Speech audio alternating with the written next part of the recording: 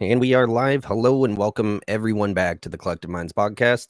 Just going to do a little news update today. We are actually waiting for good news to be coming up. So, for those of you that have missed the past just few weeks on this, right? So, just gonna shorten it up for you real quick. Trump wins the election, right? And then all these other countries start backing away from their wars. Russia says that they're ready for peace talks. Biden then responds like a week later, pretty much like hell no, screw you, screw Trump. Let's let Ukraine start shooting them, with United States long range missiles. And then they do. They start attacking Russia, deep into Russia with our long range missiles, right? Doesn't go over too well for Putin. So he gives a fair, decent warning. And, well, they continue to keep acting like they're going to continue to use long range missiles.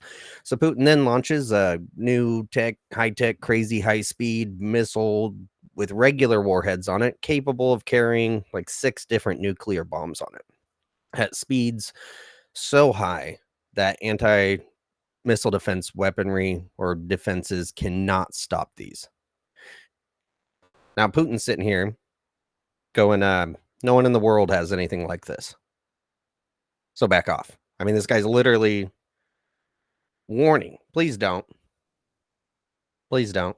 It's like that little, Ukraine is like the little nappy dog just biting the big dog. The dog can only take it for so long. I mean, they're technically in a war, but it seems like Russia hasn't fully tried to invade. I just feel like if they really wanted it, they would just go take it. And they know Trump's coming up. And this is the deep state's plan to try to, I guess, blockade Trump of being successful in his actual efforts on fixing not only this country, but the rest of the world, I guess, just by proxy. Like what he's going to do is going to help everyone, just like everything Biden did made everything worse for everyone. It's weird how our president can change the tide like that. So,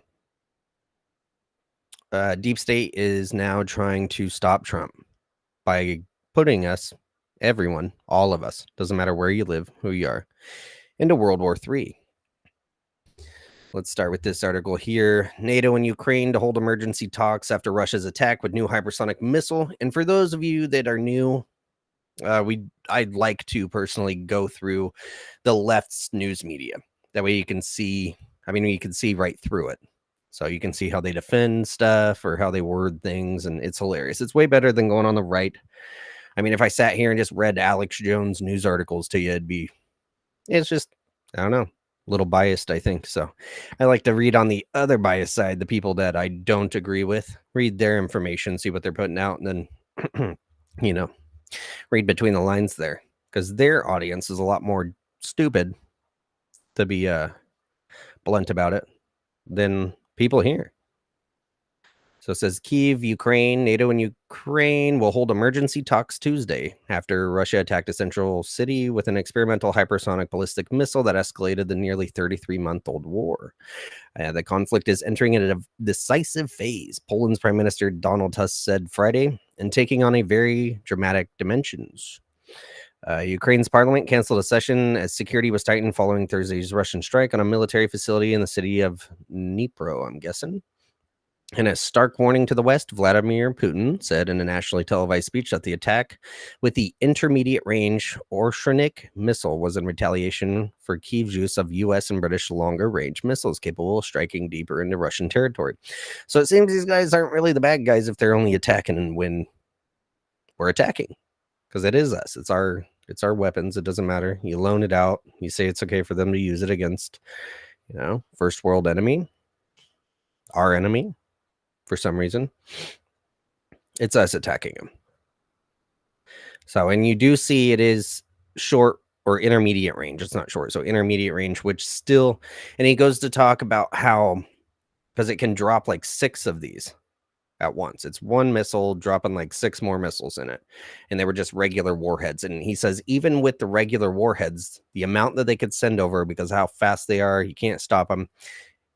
The devastation would be like nuclear bombs being dropped. However, they can and will be, if there's no end to this, loaded with nuclear weaponry. Imagine that, right? Everyone's trying to fight for the biggest nuke.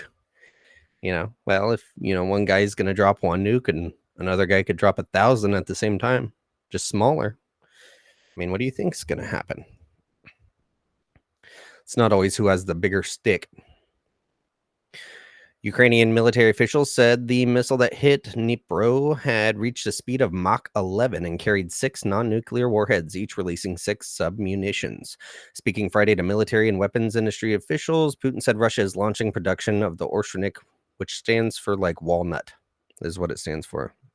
It's cute. Putin said that while it isn't an intercontinental missile, it's so powerful that the use of several of them fitted with conventional warheads in one attack, I just told you this, could be as devastating as a strike with strategic or nuclear weapons. So, big thing here, NATO and Ukraine to hold emergency talks after Russia's attack, right? Well, I'm pretty sure Trump right now is having talks with NATO leaders about this. So big boy's on his way to do it. And yep, he is. Trump meets with NATO head in Florida for talks on global security. So before NATO even debriefs, that's what it's going to be. It's not going to be, them actually offering anything. Ukraine has nothing to offer us. So it's pretty much whatever NATO says goes, or the US says, NATO says, and then Ukraine does. So Trump's talking because he's the big guy. Then NATO is going to talk to Ukraine. Donald Trump and the head of NATO have met for talks on global security. The military alliance said Saturday in a brief statement. NATO said Trump and its Secretary General Mark Rutte met on Friday in Palm Beach, Florida. They discussed the range of global security issues facing the alliance, the statement said without giving details. And then the rest of this pretty much is just going to go into how Trump doesn't like NATO and whatever. It doesn't matter. He's like the big swinging dick in this situation.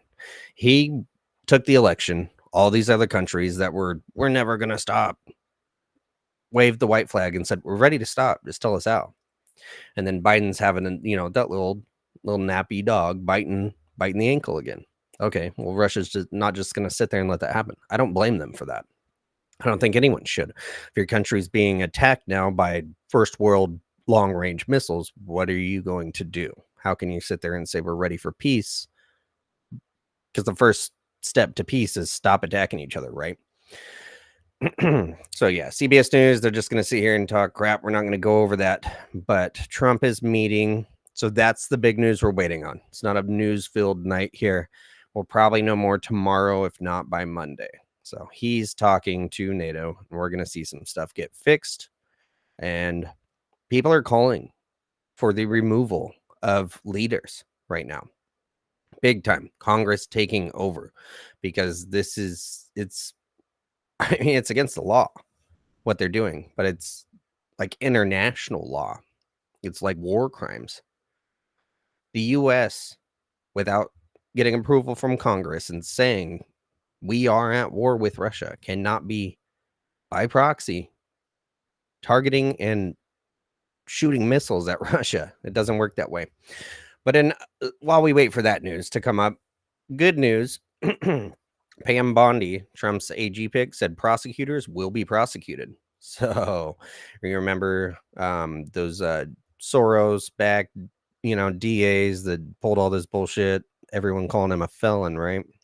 Well, that's all dropped. So we're about to find out what that means. Prosecutors will be prosecuted.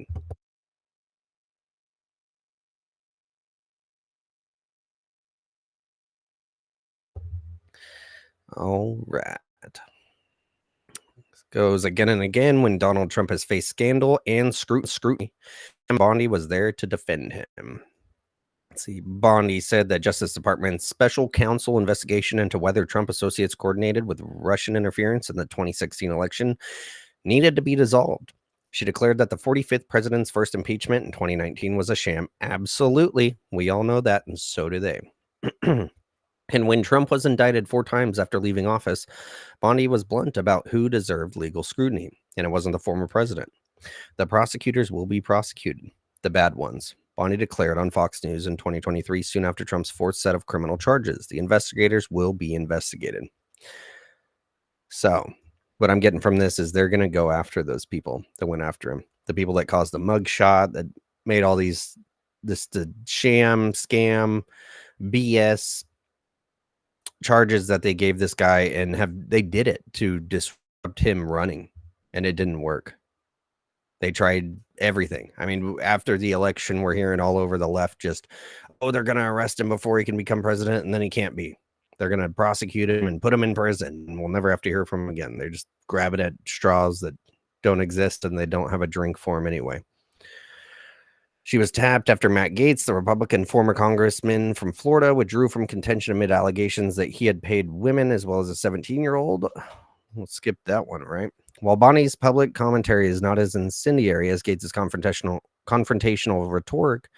rhetoric, which included calling for the FBI to be abolished, she has still served as a reliable advocate for Trump and a fierce critic of attempts to investigate or prosecute him. Absolutely, the FBI should be abolished. Should make something else. You should never have a form of law enforcement that's untouchable. Like, who governs the FBI? Right? They're just weaponized. It's like private security. Once you're the president, you can just weaponize the entire justice system of the entire United States and attack your political enemies or anyone. I mean, anyone. Someone cut you off in line this one time 10 years before, you could ruin their life just because. Bonnie joined Trump's first impeachment defense and went on television to falsely allege cheating by Democrats when Trump lost his 2020 re-election bid to Joe Biden. There is no cheating. We've seen how 15 million votes all of a sudden just disappeared, which the left brain is so insane that they actually think, well, Kamala was just so bad that those same 15 million that only showed up ever for Joe Biden just decided not to show up. When in fact, there was actually new protocols and all sorts of stuff. The Republicans were ready this time. There was no ballot dumping available. That's why you could watch that certain swing states held on for dear life. Pennsylvania being one of them. Too big to rig is what it was. And I've been calling it for years. You guys want to go back? Go look for them. It's a couple videos. Not sure exactly what the oldest one was, but I was talking about this years ago, like 2 years. Trump, in announcing Bondi as his new pick, praised her record and said she would refocus the DOJ to its intended purpose of fighting crime. Absolutely. It's been messed up since Kennedy. That's why he threw a Kennedy in there. They literally killed a sitting United States president. Attorney General nominee Bondi is looking forward to the confirmation process and answering any questions senators might have. Alex Pfeiffer, a Trump transition spokesman, said in a statement Friday, he added that she has dedicated her career to keeping Americans safe. She looks forward to continuing that work at the Department of Justice. So that's exciting. So they're actually going to do something. Remember, Trump, saying Hillary's going to go to prison is kind of just like a way to get more votes, which they all do it. Who cares, right? I think you actually should have put her in prison. She just committed crazy crimes. Ones we know about, ones we've heard of that can't prove yet. And then obvious, they are all criminals, politicians in their own way. But I'm not actually excited for all the people he's picking.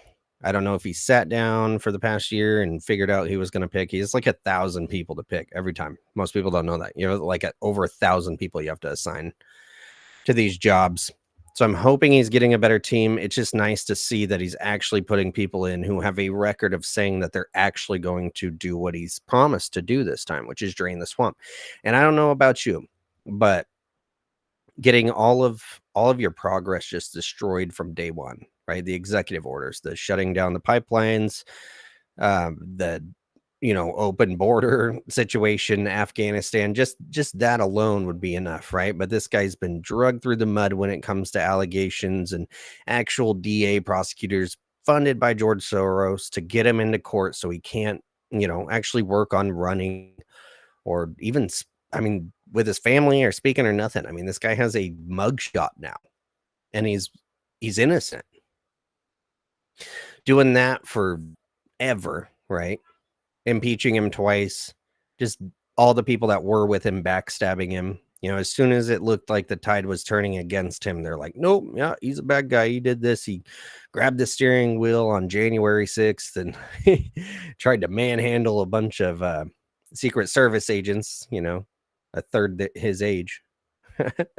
And it's crazy from that to just the media hating him, his family, just attacks on everything he does or says, and then the assassination attempts.